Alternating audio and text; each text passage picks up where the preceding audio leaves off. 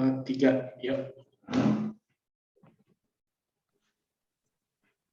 Assalamualaikum warahmatullahi wabarakatuh. Selamat malam semuanya. Salam sejahtera. Perkenalkan, kami dari mahasiswa Universitas Nusa Mandiri. Pada kesempatan kali ini ingin mempresentasikan sebuah mata kuliah Arsitektur Enterprise. Pada kesempatan kali ini kita mengangkat judul dengan perencanaan arsitektur enterprise menggunakan metode TOGAF ADM pada Puskesmas Sukajaya.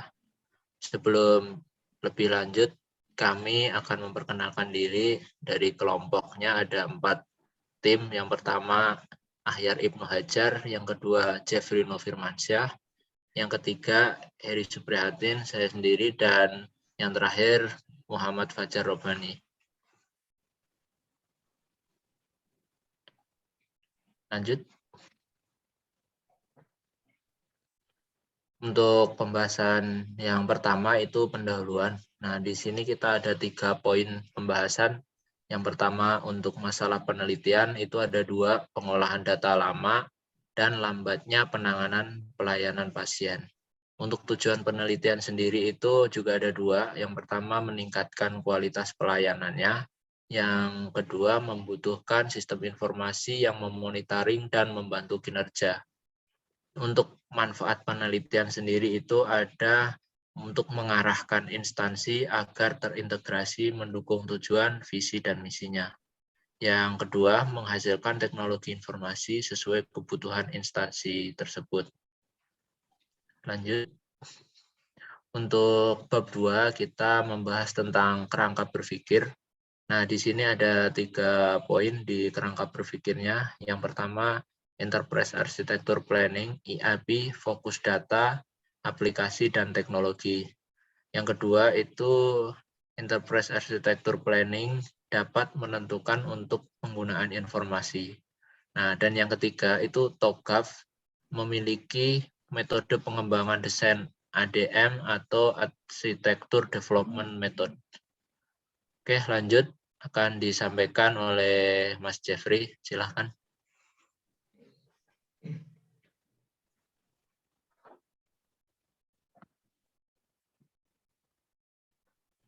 Mas Jeffrey, suaranya di-mute.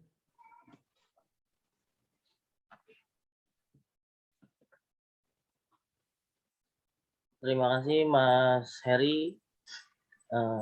Sini saya akan menjelaskan pada tahapan TOGAF berisikan tabel 1, tahapan preliminary atau aktivitasnya itu melakukan studi pustaka dengan mengumpulkan data dan informasi, melakukan perumusan masalah dan penetapan tujuan. 3, melakukan survei yang diperoleh dengan observasi dan wawancara. 2, di sini ada arsitektur vision. Di dalam arsitektur vision ada aktivitas berupa melakukan identitas mengenai tujuan dan pergerakan bisnis. Di sini kita akan menjelaskan tujuannya nih di arsitektur vision. Keduanya, mendefinisikan ruang lingkup usaha yang ada saat ini.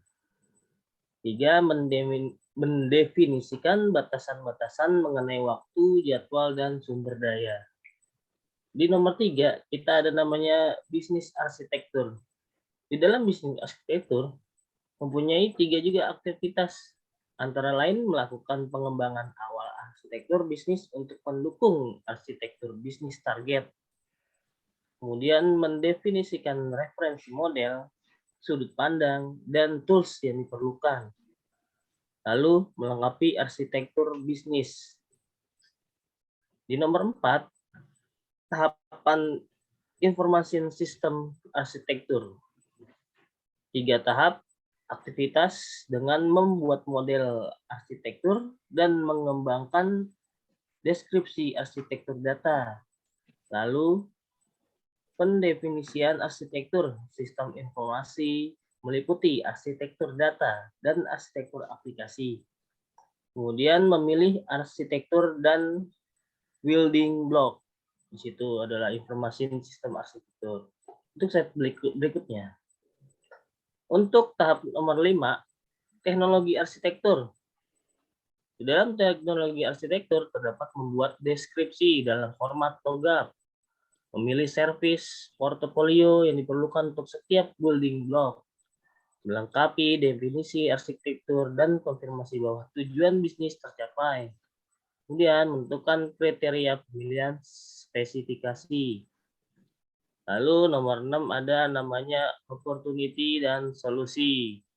Di dalam opportunity dan solusi terdapat aktivitas melakukan analisis gap antara arsitektur saat ini dan masa depan, melakukan evaluasi model yang akan dibangun untuk arsitektur saat ini, lalu memilih dan menentukan arsitektur yang akan diimplementasikan. Itulah fungsi dari opportunity dan solution. Lalu kemudian ada namanya migration planning.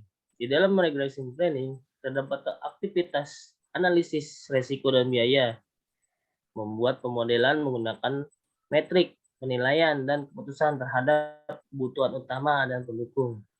Implementation sini mencakup pengawasan terhadap implementasi arsitekturnya. Jadi namanya implementation governance.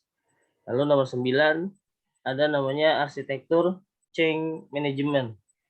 Dia mencakup penyusunan prosedur-prosedur untuk mengolah perubahan di arsitek yang baru. Jadi itu fungsi dari arsitektur change management. Kemudian akan dijelaskan oleh Mas Ahyar. Silakan Mas Ahyar. Di sini saya akan menjelaskan tentang struktur dasar TOGAF ADM dari 9 fase. Yang pertama itu fase preliminary. Fase ini berisi tentang hasil pengamatan pada Puskesmas Sukajaya Cikarang untuk membangun arsitektur teknologi informasi, studi pustaka, perumusan masalah dan penetapan tujuan. Pengumpulan data berupa observasi dan wawancara secara langsung kepada pihak Puskesmas mengenai bagaimana proses pendaftaran hingga proses pengambilan obat. Hasil pengamatan dan wawancara tersebut dapat digunakan untuk menentukan framework dan metodologi untuk membuat perencanaan arsitektur teknologi. Lalu ke yang A, arsitektur vision. Di fase ini berisi tentang profil organisasi dari Puskesmas Sukajaya Cikarang yang memiliki 4 poli, yaitu poli umum, poli gigi, poli ibu, dan poli anak. Fase ini berfungsi untuk mendefinisikan lingkup, visi, dan memetakan strategi keseluruhan dalam pengerjaan arsitektur. Lalu yang berikutnya B, ke bisnis arsitektur. Fase ini melakukan deskripsi strategi dari layanan kesehatan yang diberikan Puskesmas, fungsi dari setiap bagian yang terlibat, dan proses dari informasi yang didapatkan setiap bagian. Seluruh aspek tersebut didasarkan pada prinsip bisnis, goal bisnis, dan taktik strategis. Yang berikutnya C, information system arsitektur. Di fase ini mendeskripsikan arsitektur sistem informasi termasuk di dalamnya pengembangan dari arsitektur data dan aplikasi. Arsitektur data akan merangkum setiap informasi mengenai data-data yang ada di Puskesmas tersebut. Yang berikutnya lagi itu di yang teknologi arsitektur. Fase tersebut berisi tentang deskripsi dan pengembangan arsitektur teknologi untuk proyek dan memetakan komponen aplikasi yang didefinisikan ke dalam komponen teknologi, yaitu berupa perangkat lunak dan perangkat keras. Yang berikutnya opportunities and solution. Di fase ini dimulai rencana implementasi dan identifikasi dari cara realisasi arsitektur yang didefinisikan pada fase sebelumnya. Fase ini memiliki fokus kepada struktur yang akan mengimplementasikan arsitektur target. Berikutnya, migration planning. Fase ini berisi aktivitas untuk membuat rekomendasi terhadap seluruh proyek implementasi. Fase ini akan memfinalisasikan rencana pada semua implementasi. Yang selanjutnya implementation governance. Fase ini rekomendasi untuk pelaksanaan tata kelola implementasi yang sudah dilakukan untuk tata kelola puskesmas, tata kelola teknologi informasi, dan tata kelola teknologi arsitektur. Dan yang terakhir, arsitektur change management. Di fase ini dilakukan pengawasan terhadap perkembangan teknologi dan perubahan lingkungan pada puskesmas untuk menetapkan rencana manajemen arsitektur dari sistem yang baru. Kemudian selanjutnya akan dilanjutkan oleh Mas Fajar. Silakan. Ya, untuk slide selanjutnya akan dijelaskan oleh saya, Muhammad Fajar Abadi. Ya, di sini ada TOGAF ya, atau yang bisa disebut the Open Group Architecture Framework ya.